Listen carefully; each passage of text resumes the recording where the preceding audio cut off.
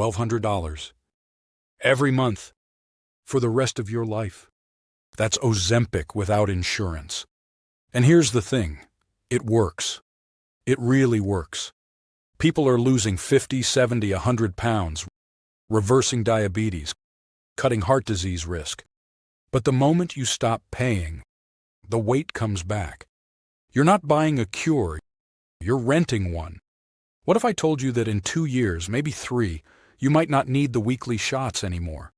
Not because there's a better pill, because scientists figured out how to rewrite your biology so your body makes the drug itself.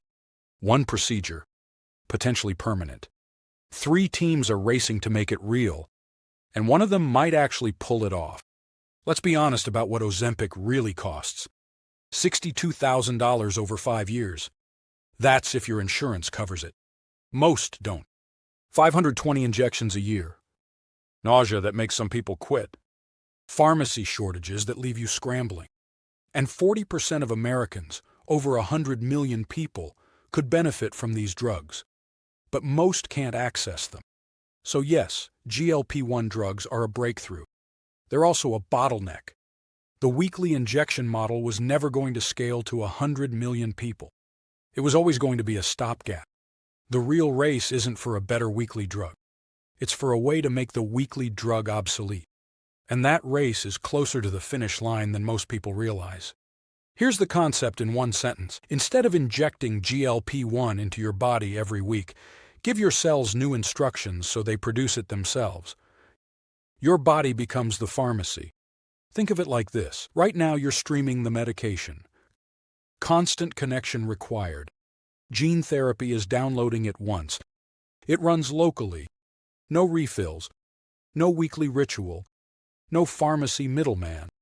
The question was never, is this possible? The question was, can we do it safely in humans? 3 different teams think they've cracked it. And their approaches couldn't be more different. I'm going to show you 3 paths to the same destination. One uses your pancreas's hidden ability. One rewrites your pancreas with new genetic code. One turns your muscles into a drug factory. They can't all win, but only one has to work. Your pancreas already knows how to make GLP-1. It just doesn't prioritize it. Inside your pancreas there are cells called alpha cells. They normally make glucagon, which raises blood sugar. But they have a backup program. Flip one biological switch, and they start making GLP-1 instead. No new genes. No permanent changes. Just nudging cells towards something they already know how to do. Researchers are hunting for a molecule, maybe a drug, maybe a peptide, that can flip that switch safely. If they find it, you'd unlock your body's own GLP-1 production without gene therapy at all.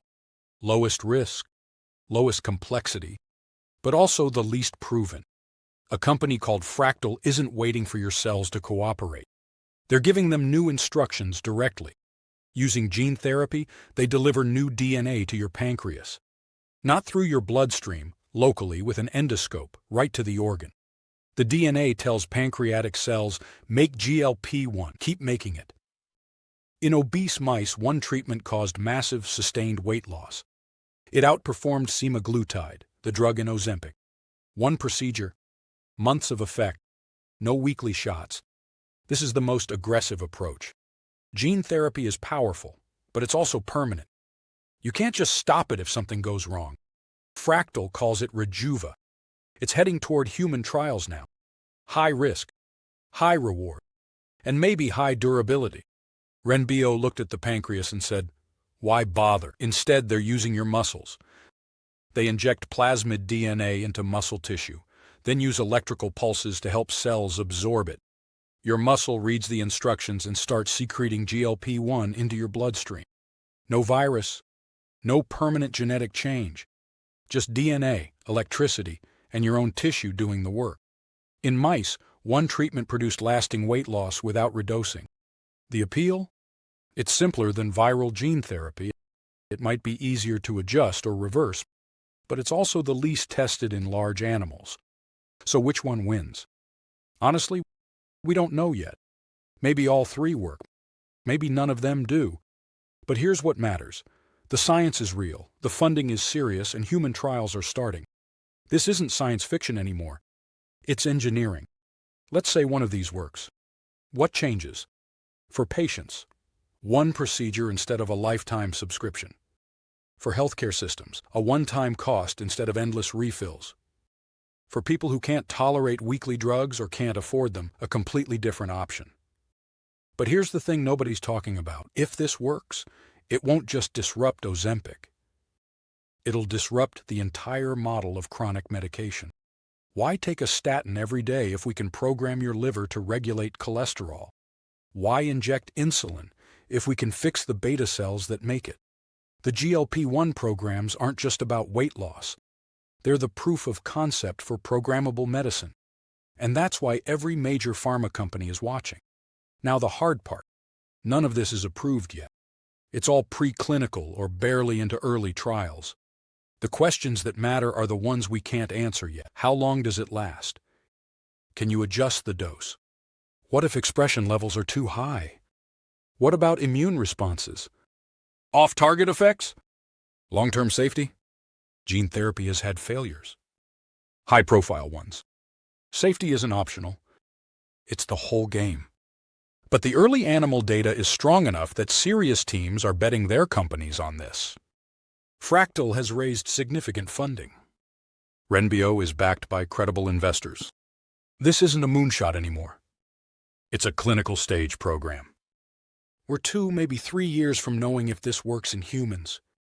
If it does, the weekly Ozempic shot becomes optional.